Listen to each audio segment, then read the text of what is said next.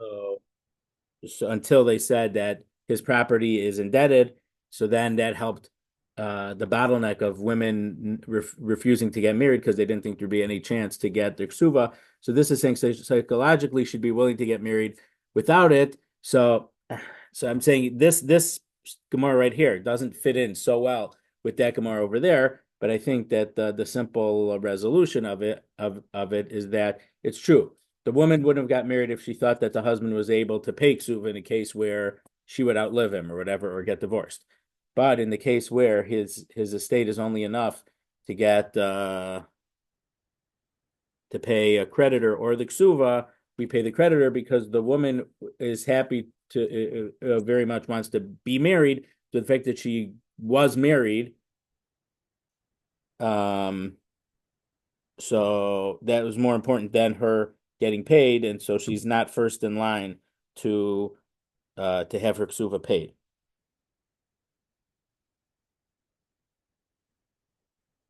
Amrle Rav Papa Rav Chama, Rav Papa said to Rav Chama, Vade Demrisa, Mishmei de Rava. Did you really say in the name of Rava, Haiman Demaskile Bzuze? If someone owes money to someone else, V'iles Ara, V'as, and V'isle Ara, and he has land to pay back, but he doesn't have cash. V'asa Balchava Katava Mine. So the creditor comes and demands payment. V'amrle Zilshkol Me'ara. So the person who lent the money says, I don't have any cash, so here's my field, and you could sell my field and get the loan paid back from the field. Amrina le'zil zamin at ve'aisi havle. So we tell the person who owns the land and has the debt that the loan he has to repay. No, you have to say it. You have to sell it and give the money. Meaning that his obligation is really to pay back money. So he can't tell the bank or the person who lent him, which is, I'm just saying bank to mean that, here, take the land, you could sell it and get paid off. No, it's obligation of the person who borrowed the money to pay back his debt. So he would have to sell the land and give the money. So did he really say that? Amar le lo. He said, no, Rava didn't say that. So Emily gufdu dehechi havi.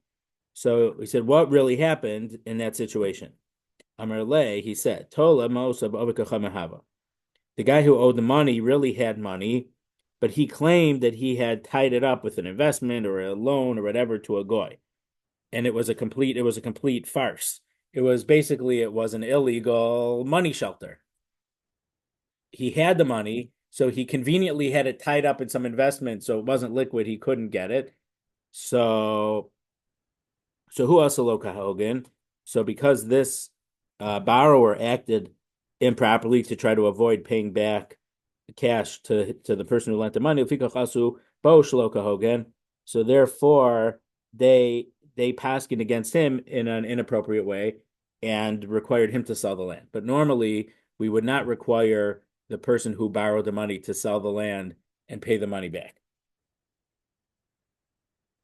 Amar Papa.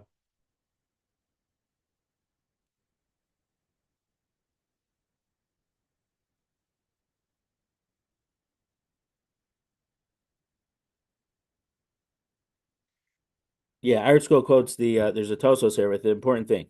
If you hire a worker, the worker always has to get paid cash, even if you don't have cash. You have to go out and borrow money, whatever, and pay him cash. The worker you can't pay off with anything not cash. You can't even say, you were picking apples for me all day. Here's 30 pounds of apples for what I owe you. No, you have to pay a laborer cash. For a loan, if you have cash, you have to pay it back with cash. And if you damage someone, you injure them or cause damage to their property, even if you have money, you're allowed to lechatchila give them land.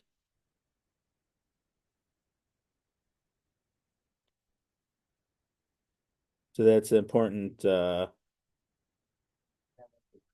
no, no. So if you injured them or their property, right? So you ran over their dog or their horse. So or you hurt them, or so even though you owe money, but you're lechatchila allowed to not pay the money, even if you have plenty of cash on hand, you're allowed to say, here's my land. It happens to be that if you damage someone for Nazikin, you have to pay from your highest quality land, but but you're allowed to pay them by land for a debt. You if you have cash, you have to pay with cash, which is so that's the difference. If you injured someone, even if you have cash, you don't have to pay them with cash. You can give them property lechatchila, but for a loan, you're not allowed to give property if you have cash to pay it off. But for a laborer, even if you don't have any cash, you have to get cash and to pay them with cash.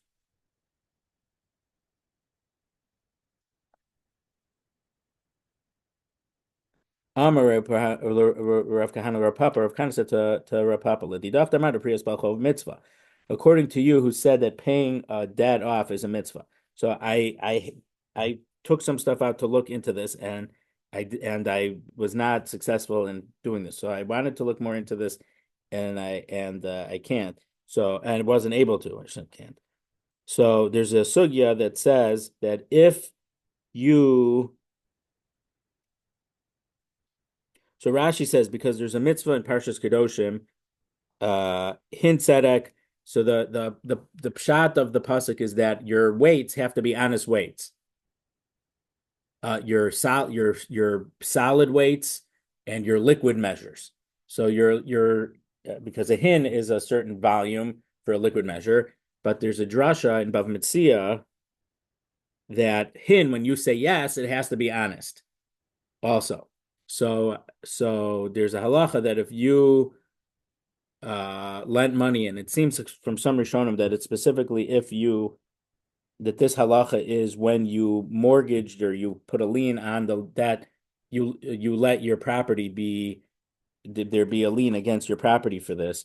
There's a special mitzvah to pay back the debt. So I wanted to learn more into the parameters of that.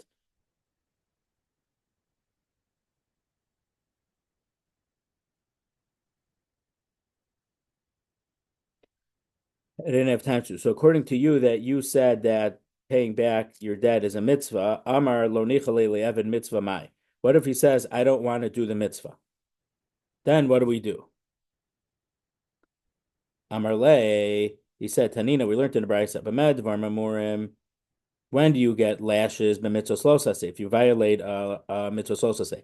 Avo b'mitzvos saseh, but for a positive commandment that you're refusing to fulfill, you're going to omer milah say sukkah ve'ina osa. Like you said, you have to build a sukkah, and he doesn't make one. Lulav ve'ina osa. A lulav, you have to shake the lulav today, and he refuses. Bakin oso achatetze nafsho. So there's a rabbinic law that the Beis Din sends someone to hit him and says he hits him and says, "You ready to do the mitzvah now?" He says, "No." Then he hits him more. You ready to do the mitzvah now? You hit him more. You ready to do the mitzvah now? Until shetete nafsho. So, I don't think it means till you kill him, but until you if you would hit him anymore, then you would kill him. You have to stop right before you kill him. But that's talking about, let's say, for lulav. Once it's shkia and it's too late for him to shake the lulav, we don't hit him anymore. But this halacha is we're trying to we're using physical coercion against him to do the mitzvah because he can still do the mitzvah. But once, let's say it's shkia and he didn't shake his lulav, then we wouldn't hit him anymore because there's no more benefit. He can't do the mitzvah anymore. And we're not doing it in a punitive way, but it's a way to try to convince him, I guess, as someone whose name I won't mention, to say, you give him a deal he can't refuse. Right, Zvon? So Tosfos says that this is talking about where there's a lien against his property, that this machlokas of if paying it back is a mitzvah is a machlokas. So something very interesting in this Tosfos, and it may not be deal with chat, but I started looking into this again. There's an interesting Rashi, machlokas Rashi and Tosfos. So Tosfos says, even though even according to the opinion that it's a mitzvah to pay back the debt, if the guy who took the loan died, and his kids are all ketanim, they're not bar mitzvah yet. That since ketanim don't have to do a mitzvah yet. Obviously, we teach Ketana to do mitzvahs because it's chinuch. If they don't know how to do mitzvahs, suddenly when they become bar mitzvah, what are they going to do? So we teach kids to, and in general, there's something that Ramosha mentions a lot because I guess his grandfather, uh, Ramosha, uh, dealt with this in a lot of situations. When there's a mitzvah of chinuch, let's say to teach a kid how to shake the lulav, he has no mitzvah to shake the lulav. Is it a mitzvah of lulav that you're doing when you teach the kid how to shake the lulav, or is it there's a special mitzvah just of that there's a halacha that you have to teach your kid what to do right, and it's just that mitzvah? So is it a general mitzvah, whatever mitzvah you're teaching your kid, is that just under the general rubric of you're teaching kids how to do a mitzvah, or is it part of each mitzvah? You teach them how to tie tzitzis, it's part of the mitzvah of tzitzis. You teach them how to shake the lulav, it's part of the mitzvah of lulav. So there is a discussion about that. I don't remember right now what he said, but he was pretty clear. He brought 10 Rambams from different things about that. When the kids are bar mitzvahed, then they have to pay their father's debt. But if there was no lien on the father's property, it's a mitzvah for them to pay, but you're not allowed to force them. And it's a Gemara later on at Daf Tzadi Aleph, so in 5 blot from now. So Tosfos says, and he argues on Rashi here, or right there, he says the reason that why don't we force if it's a mitzvah and a positive? So regular lashes from the Torah are only for violating a negative commandment that there was an action. But let's say for this case, when there's a positive mitzvah that you're refusing to comply with, the Beis Din will send a messenger, an agent, a shoter, shoftim v'shotrim. The shoftim will send a shoter, some type of enforcer, someone to enforce the law, to hit you and say, do the mitzvah. And they say no, so you hit them. They say, okay, now do the mitzvah. And hopefully they'll say yes. And if not, you hit them again, like we just mentioned a couple weeks ago. So, I mean, a few minutes ago. So Toso says the reason that we can't force the kids to pay back, we can't use physical coercion about the kid is because the reward for the mitzvah is next to it. And there's a principle, for example, the Gemara in Bava Basra, Daf around there talks about in regard to tzedakah. We don't force to give someone tzedakah, even though there's a mitzvah and an obligation, because by tzedakah it says if you give tzedakah, you'll have long life. So we can't force for a mitzvah that its reward is listed to it, or also keep it of aim. So you'll have a long life. So if someone's refusing to take care of their parents, the Beis Din can't hit them, like we just said here, to fulfill the mitzvah. Rav Aaron explained over there in Bava Basra, the reason is that maybe someone doesn't understand how important this mitzvah is, so Beis Din has to use physical force to convince them to do the mitzvah. But when the reward is already mentioned in the Torah, they already know what the stakes are, and they're choosing not to do it, so there's nothing additional gained by forcing them. So Rav Aaron basically said, I guess, that this hitting someone when they're failing to do a positive mitzvah. I'm not using the exact words that he used. I remember it now, but that's the idea. The idea is you have to show them how important it is. But if it's already written in the Torah, there's no reason to tell them how important it is because it's already in the Torah for them to see. So over there on Daf Tzadi Aleph, Rashi says,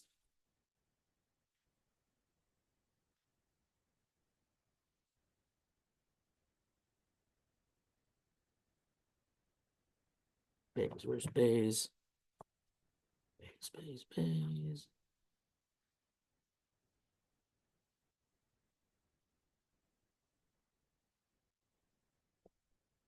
So it's a mitzvah on the orphans to pay their father's obligation. So Rashi says because of respect to their father, but Beis Din isn't able to force them because it's not a positive mitzvah that's explicit like sukkah or lulav. It's just a mitzvah d'Rabbana.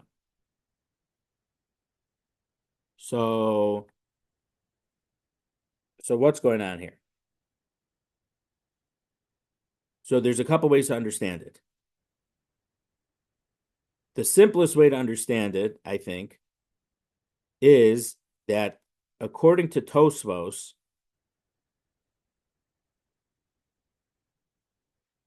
so here's the question. The question is, when the father dies, do his kids did the loan now actually go to his kids, and it's like the kids borrowed the money or not?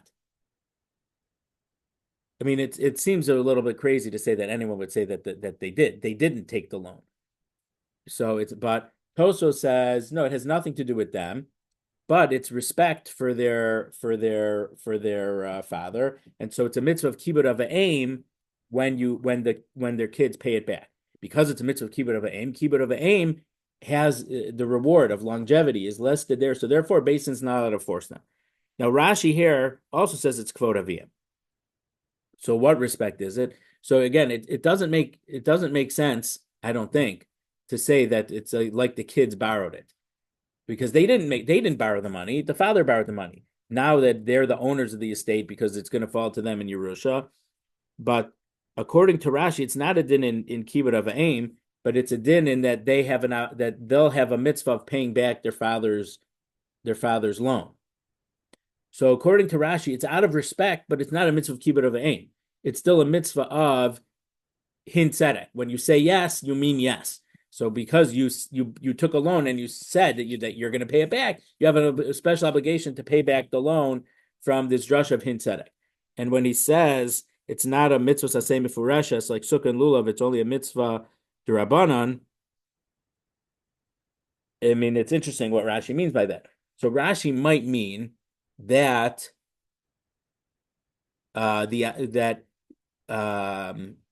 because I mentioned that the mitzvah where we say that when you say hin tzedek, when you say yes in Aramaic, the word hein means yes. In Hebrew, it's kain, but in Aramaic, it's hein. So the pasuk says hin tzedek. A hin is a liquid measure to measure a hin, a certain volume, a liter or a gallon.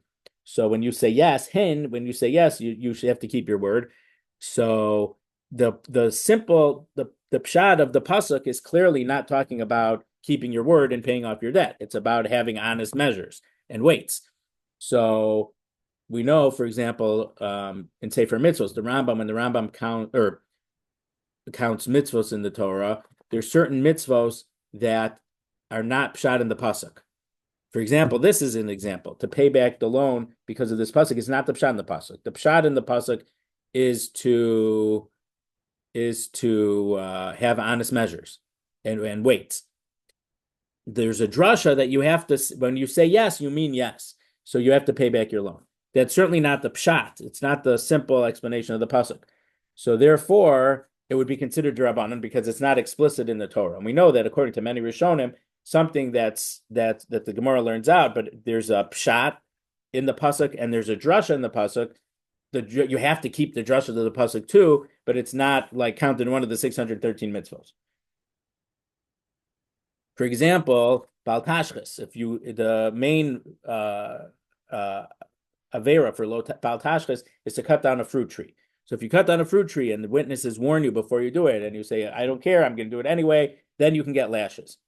But if I would karate chop this table because I'm angry, I'm breaking a table. Breaking something useful is also about tashchis. But because it's not the main mitzvah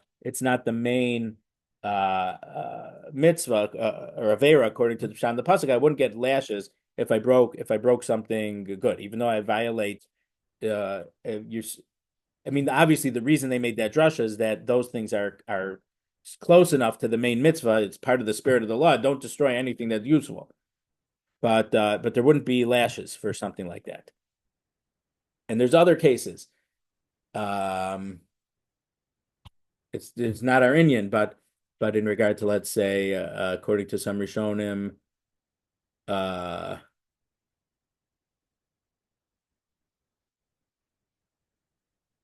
titain is bincha lahaznosa. So the pshat of the pasuk seems to be that you can't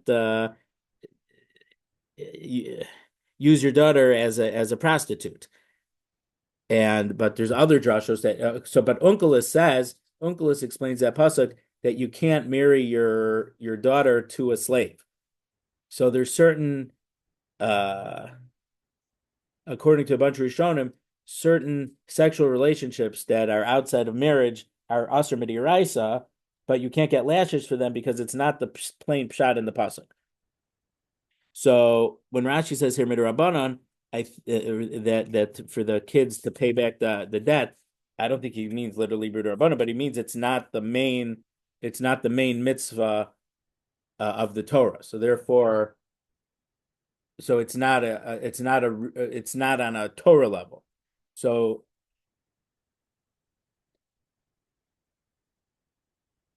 but that seems to be why Rashi says that the Beis Din doesn't use physical coercion to force the kids to pay back the loan.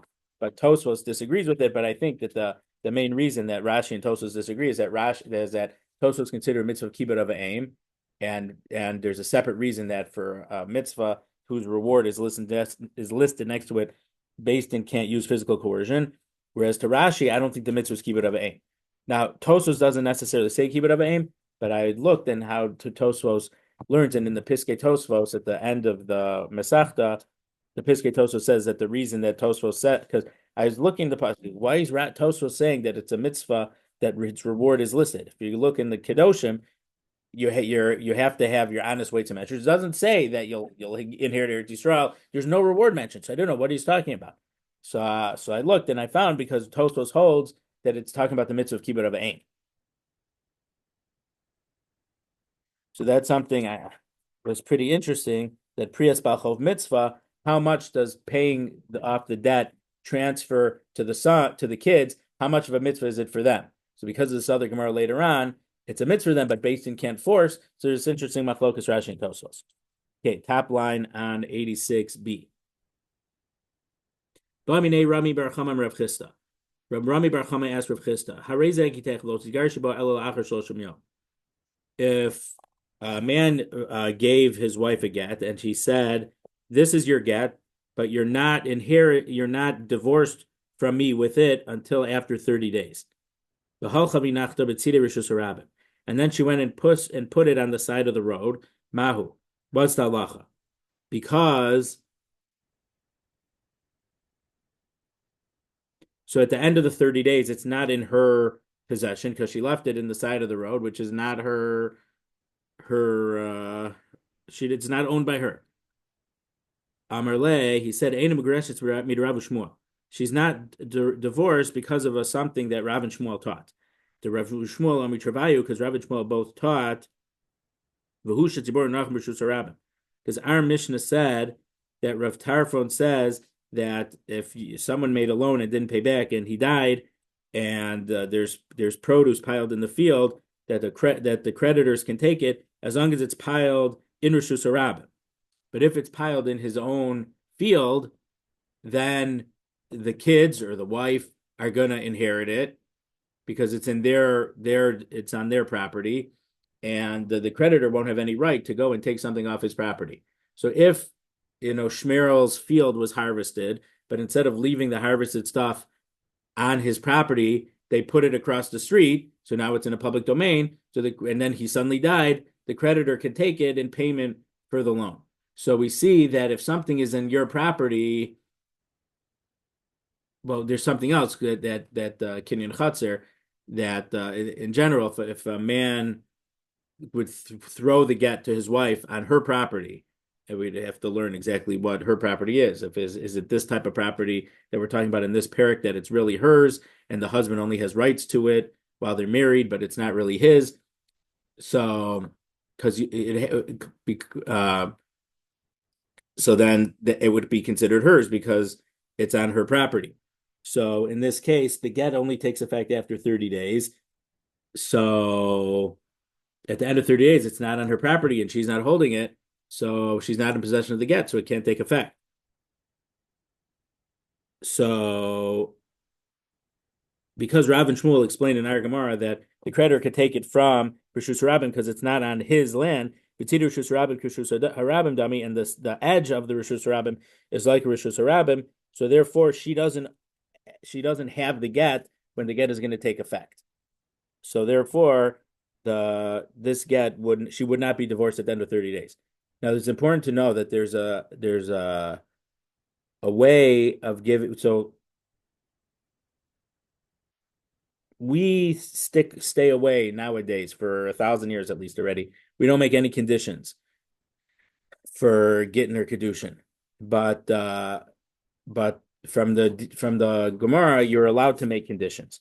We don't want to have any shilas about it, so we don't make any conditions. But in the time where you make conditions, there's an important, if you add one word, it'll work retroactively. If you says you'll be divorced from me, me'achshav, from this moment, but after 30 days.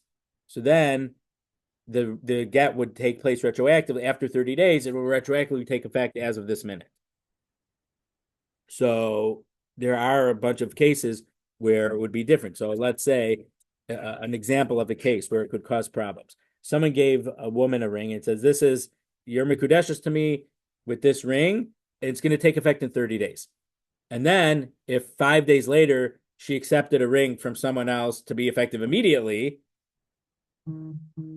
so she wasn't already married to the first guy when she took the ring from the second guy, so she'd be married to the second guy. Where things would get interesting is that if the first guy said me'achshav retroactively, and then she took kedushin from someone else, then what would happen? Because it would end up that at the end of the 30 days, retroactively, she would have married to the first guy, but in the meantime, so it could cause problems. But in our case, there was no retroactive. It wouldn't work retroactively because he didn't use the word me'achshav from right now. So this is how Rav Chisda answered Rami Bar Chava. So now the Gemara says Adarabba, no, to the lahepach, to the contrary, Migureshes Rav Nachman. She would be divorced from a halacha that Rav Nachman taught. The Amar Rav Nachman, Amar Rabba Bar Avua, because Rav Nachman said in the name of Rabba Bar Avua, Ha'omer lechaveiro mishoch parazu v'lo tia knuya lechad la'achar shloshim yom. If someone told someone else, mishoch is like pull this cow, meaning it's a form of kinyan, a way of acquiring the animal would be leading the animal. So pull this cow, but it won't be acquired to you until after 30 days. Kana filo omedes ba'agam. He acquires it even if at the end of 30 days it's in a swamp, which is meaning not in his property. We saw this. Where do we see it? We saw it on Pei Beis Amud Aleph. We saw it four dapim ago. So my lav hainu agam hainu tzidi rishus harabim. So can't we say that this swamp that the animal's in the swamp, meaning it's certainly not the receiver's property, shouldn't that be the same as the edge of the public domain? So lo, Rav Chisda says no. Agam l'chud v'tzidi rishus harabim l'chud. Agam is agam, and tzidi rishus harabim is tzidi rishus harabim.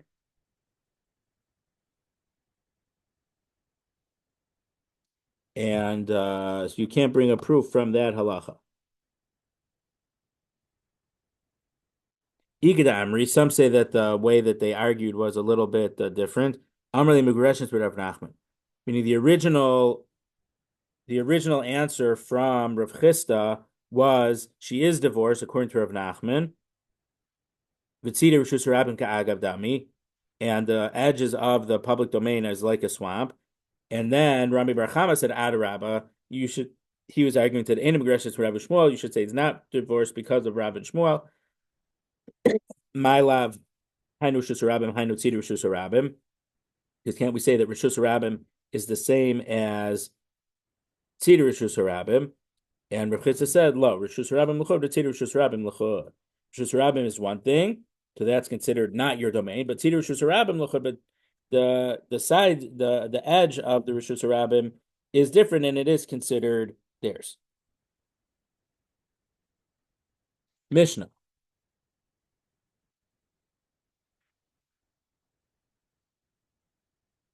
If someone made his wife a storekeeper, O Shamina Apitropia, or she made him a trustee to run his businesses, or a business, he can make her take an oath whenever he wants.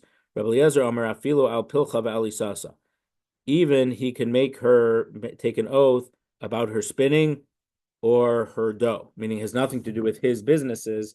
Once she is working for him in these capacities, he's able to force her to make a vow, even for stuff that's not related to the business things that she's doing for him. So Rashi says, as a storekeeper, to sell his grains or fruit or wine that he produces. And so the oath that he could impose upon her is that she sold it all, there's nothing left. Or she handed over all the money. And when it says a trustee, Rashi says means that she's able to. It sounds kind of the way Rashi explains it. It seems a little bit more like a warehouse manager to take his payros in or out and to hire workers and to do business. But it's more than just that. Basically says you're in charge of my field, so she can hire workers. She can decide what to put in, what to sell, this or that. So it's more than just a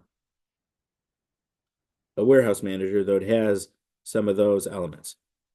So Ibailahu, Rabbi Lazar, de Gilgal Ka'amar, Alachachila Ka'amar. So Rabbi Lazar in the Mishnah says that he's able to impose an oath on her even about stuff not related to his business. So there's a principle in Shvua in rabbinic oaths called Gilgal. So Gilgal literally means to roll. So in the context of this, it means if you have a context to make a Shvua for this, once you're already making a Shvua on this, I can also say you have to make a Shvua about this other idea also.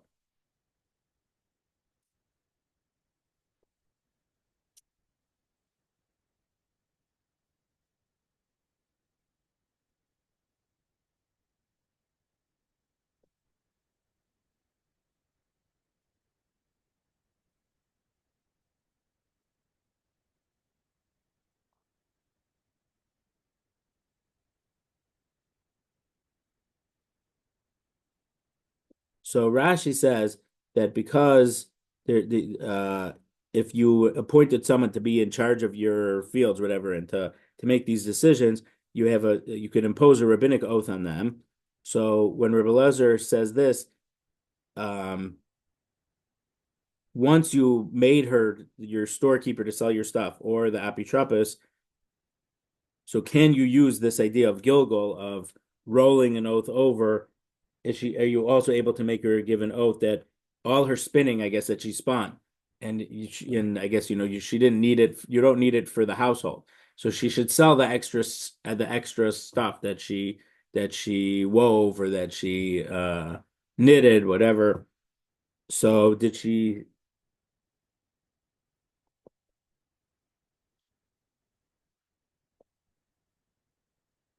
So is that once you? So does he say that? Does Rabbi Lezer mean that if she was your store, she was selling your stuff, then you could also make a shvua on her for about her dough or her spinning or knitting, whatever, or does Rabbi Lezer hold that in general he's able to make her make an oath about what she spun or her dough, even if is he arguing, meaning with is he agreeing with the first clause of the Mishnah and saying, well, once she's apitropos or once she's selling your stuff, you can make a shvua there, or does he argue on a more general case and say that even if she's not selling your stuff, you're allowed to make an oath on her? So Tashma. So let's try to bring a proof from a brisa. Amrullah Rabbi Eliezer. They said to Rabbi Eliezer, the Chachamim, Ein Adam Dor Im Nachash B'Kfifa. You can't live with a snake in one basket. So we learned that in certain cases, I think it was it Nunhe or Samache? It's something to do with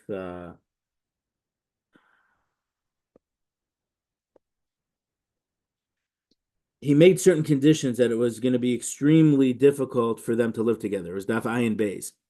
So when they said to Rabbi Eliezer, a person is not able to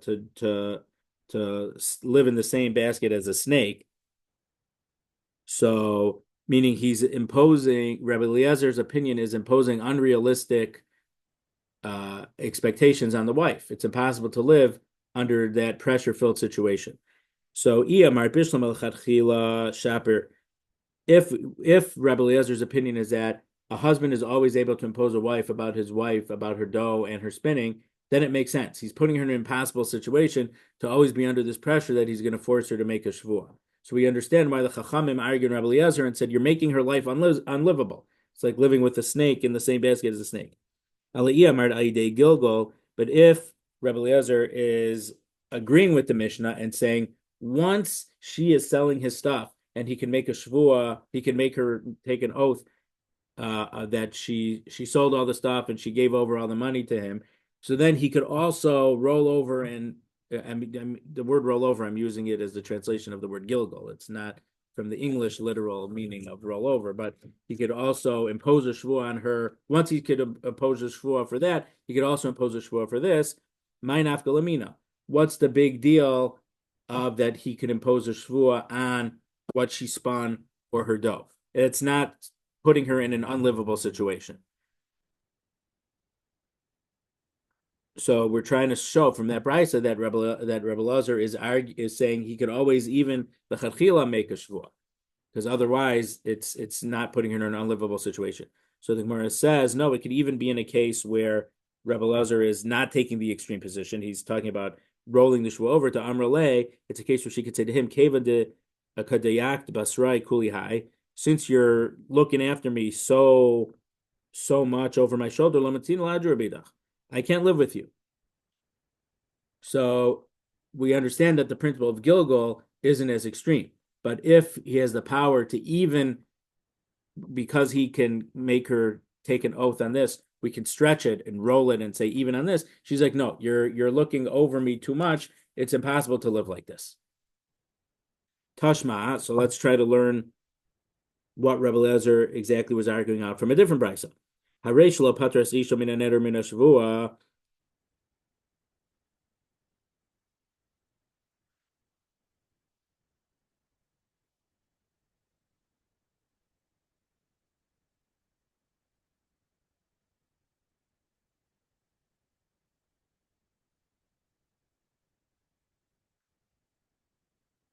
So we'll see in the next Mishnah, lower down, if we turn a page.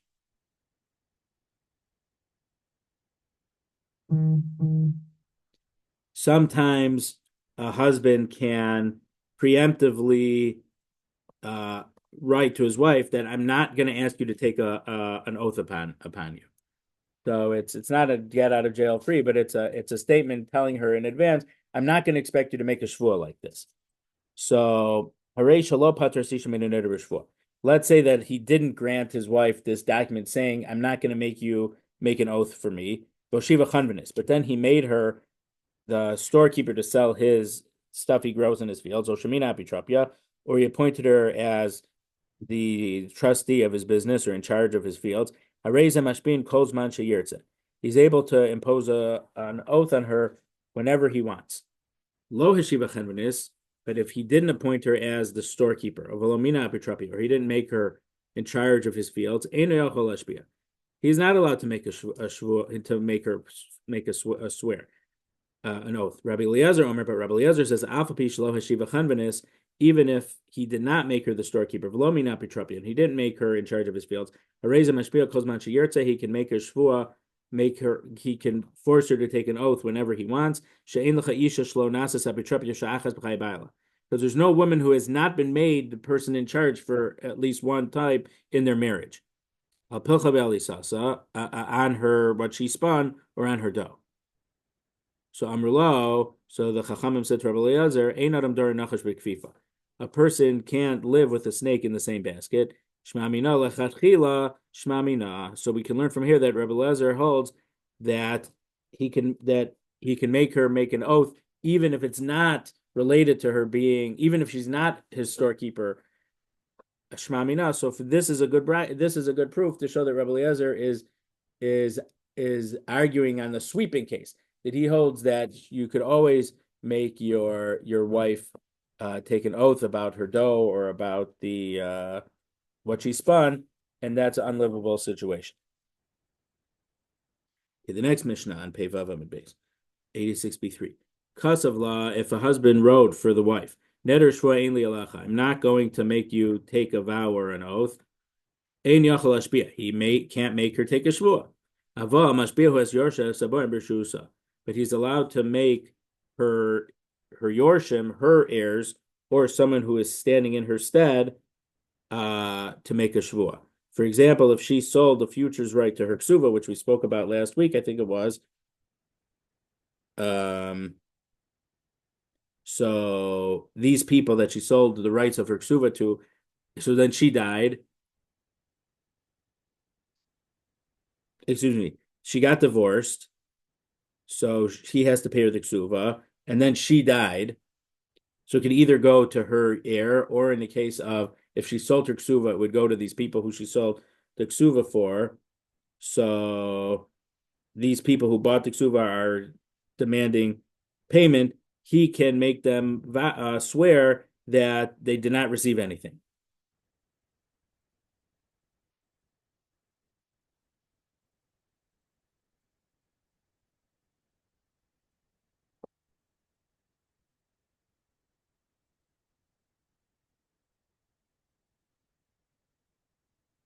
Neder shvua ein li alecha. If he wrote, I will not make you make a vow or an oath, and he also included, I'm not going to make your heirs or someone who comes in your stead, I'm not going to make them make an oath either. He can't make her swear. He can't make her swear, or her heirs swear, or anyone who's coming in her stead. Aval Yorshav Mashbianosa. But let's say the father died, the husband died, I mean, so his heirs are allowed to make her or her heirs make a shvua in the case where, let's say they got, well, it's an easier case. The father died, so she's claiming from the estate that they want to pay it. So his yorshim could say, well, you have to swear that it hasn't been paid, and then we'll pay it. So the father's assurance, the husband's assurance that he's not going to make her swear, that does not apply to his heirs in case where he died and the heirs want to make her vow. Neder shvua ein li if he wrote, I or my heirs or people who come in my stead with my, they will not force or impose a vow or a shvua on you, or you or your heirs or anyone who's coming in your stead. He's not allowed to make her swear. Lohu v'lo yarshav l'bayim b'shuso. Neither he nor his heirs nor anyone who's coming in his stead is able to impose that oath. Lo oath v'lo yarshav l'bayim b'shuso. Not to her, not to her heirs, and not to anyone who comes in her stead. So he can make the. So basically, we have three cases here where he saying, I'm accepting you from oath, but then her heirs might have to take an oath. So then he's extending that I won't make you or your heirs or people in your stead take an oath.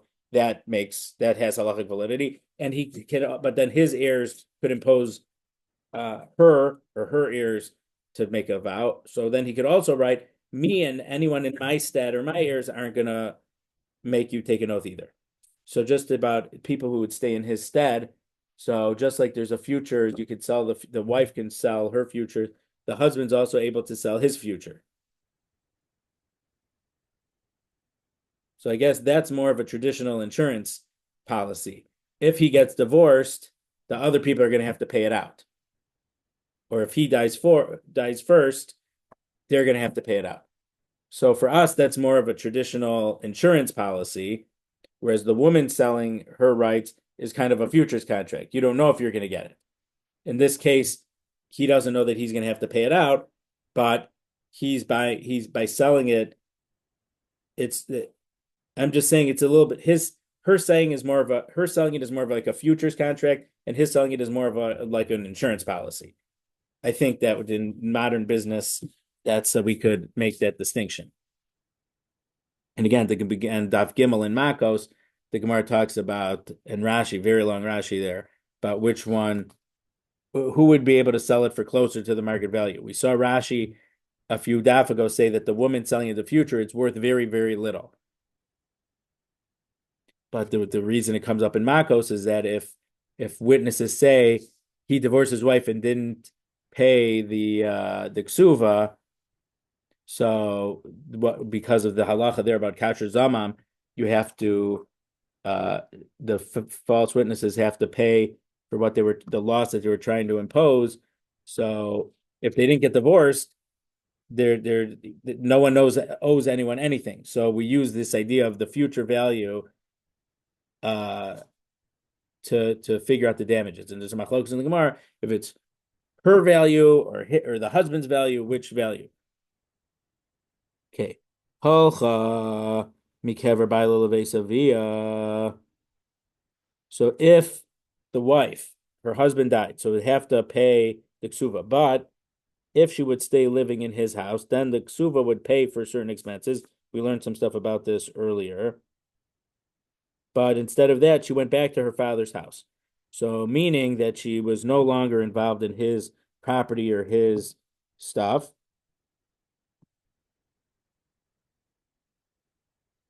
So Rashi says, so this is a case where her husband had exempted her from an oath,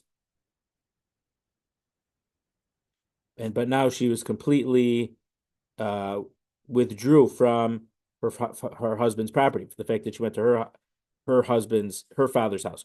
Or she went back to her father-in-law's house, meaning which is could mean her husband's house, but she was not in charge of his fields and stuff. In a Yorshim Mashminosa. The Yorshim, the heirs. So sometimes the heirs could be her biological children, sometimes they're not. Because let's say there was a second marriage for them, or at least for her, and the husband had children from his first marriage, but not from this wife. So his heirs aren't necessarily related to her biologically. But I guess it's possible that that her biological children could be the Yorshim who would maybe want to make her take an oath. So the heirs then may not force her to take an oath. But if she did act as in charge of the land after her husband died, the Yorshim can force her for oaths about future things, but not about what happened when the father was alive, because the father had given her immunity from having to make an oath. So now it's not considered his property anymore. Now it's their property. So when he exempted her from an oath that was for his property, but now this is their property.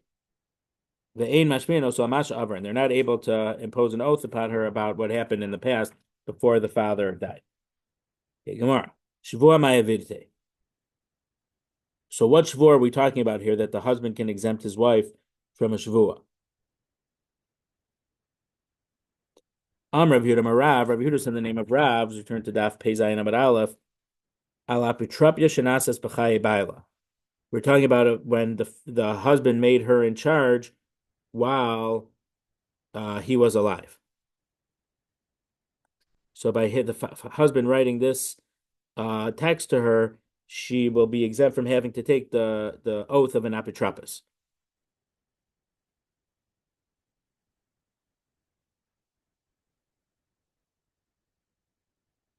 So Rashi points out that there's certain times about the ksuva getting paid off that would not exempt her from having to take a shvua about that, but it's only exempting her from the shvua as an apotropos. Rav Nachman bar Rabba bar Avua, Rav Nachman said in the name of Rabba bar Avua, ala bogemes ksuvasa. This is a case where she is making a claim against part of her ksuva, and certainly she'd also have to take he's exempting her from this, and it's certainly exempting her from the case of the shus apitrapa. So the difference between these two opinions is that the first opinion, which was Rabbi Yehuda Marav, is saying he would exempt her from taking the only the oath of the apotropos, but not it's an oath against the ksuva. And according to Rav Nachman Amar Rabba Baravua, he's exempting her from both the if she was working as the overseer of his fields, and also even if she'd complain about ksuva. Amar Rav Mordechai, Azor Rav Mordechai. I think we have Rav Mordechai earlier. It's not a common Amora name, but I think we saw a Rav Mordechai like five about ago maybe. Amar Lishmaitza Kamed Rav Ashi. He said this sugya in front of Rav Ashi. We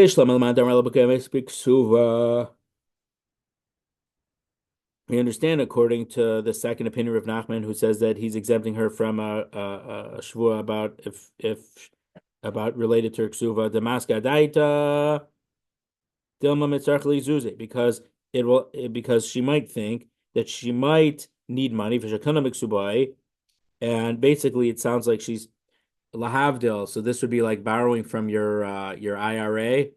So she was borrowing from her ksuva. So she asked the husband for a loan against her ksuva. And I'm going to take part of my ksuva. So therefore she'll tell him, please write a waiver for me that you're not going to force me to take a shvua when, let's say that we get divorced or you die first and I want to collect the rest of the ksuva. You'll say I'll only collect 150 and you'll give it to me, and you're not going to make me take a shvua that I already took, 50 from this loan. But according to the opinion that he's exempting her from an oath as when she's overseeing his affairs,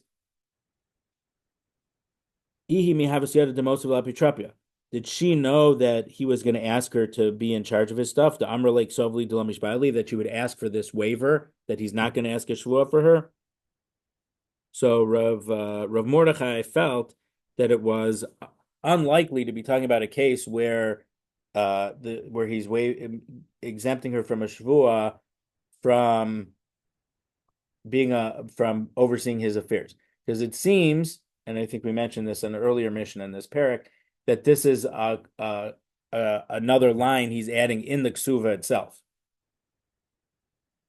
So let's say they've been married for 5 years, and he sees how shipshape she runs the house and this and that, and he figures she's better at me at this stuff. Let her run my fields because she's very naturally talented at that. So there was no way for her to know at the time of the wedding that might take place. So she wouldn't have asked for the waiver. But in regard to the waiver about a ksuva, it's possible that as soon as that when they're getting married, she'll know. I've heard of some people, they had to take their IRA loan. So in our case, it's the loan from the I might need money and borrow against the future ksuva. So she'll ask that to be put into the ksuva. But in general, the husbands don't put the wife, even though it's not a likely thing, but it's something you heard of. But for her, there was no reason for her to think at the time of the marriage that he was going to ask her to take in charge. Now nowadays it might be the opposite, that the guys are in a kollel and they don't support their wives, that she should put it in at the time.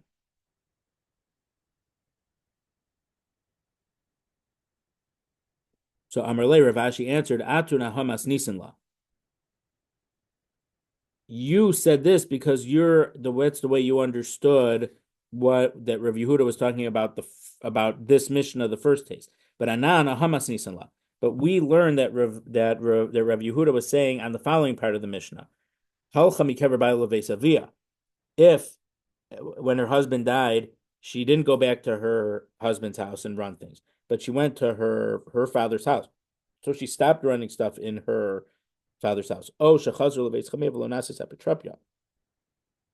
if she returned back to her father-in-law's house, which again is a kind of a euphemism for her husband's house, but he's dead now, and she was not put in charge of his property. And the Yorshim Mashbianosa, the Yorshim are not able to make her take an oath, but if she was in charge of his land and stuff, Yorshim Mashbianosa al Asilavo, Bein Mashbianosa al Sha'avar. The heirs can make her make an oath about what happens in the future, but they can't make her an oath from something that happened before because the husband had already given her a waiver. So on that clause, sha'avar ma'avidite. The question was, what are we talking about? The past.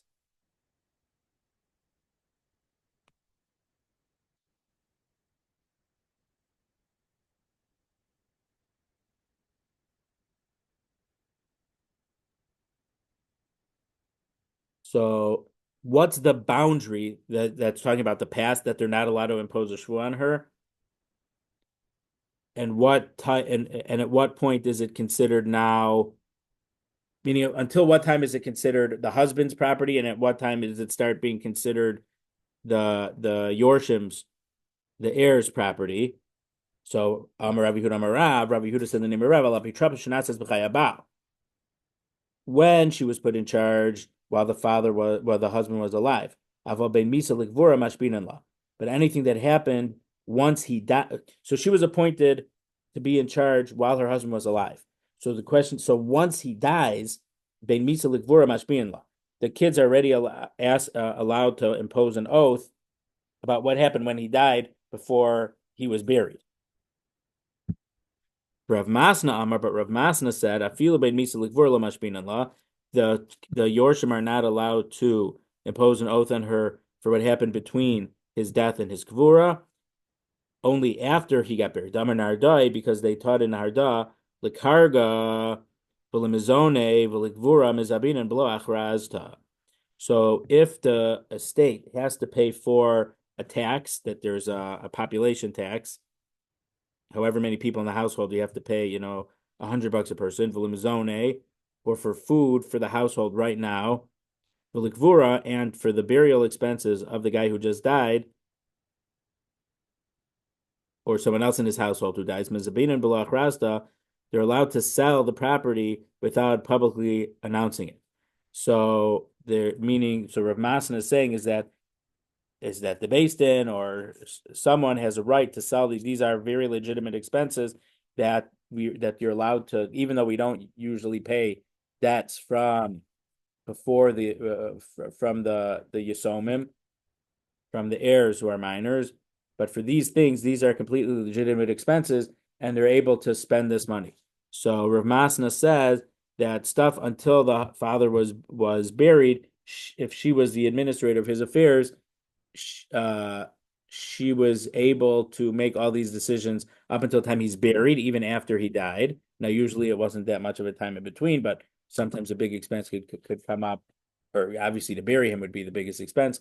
So Rav Masna said that the kids are not allowed to make her swear that she spent the money correctly and didn't leave anything over. So we'll leave it here. God willing, next week we will continue.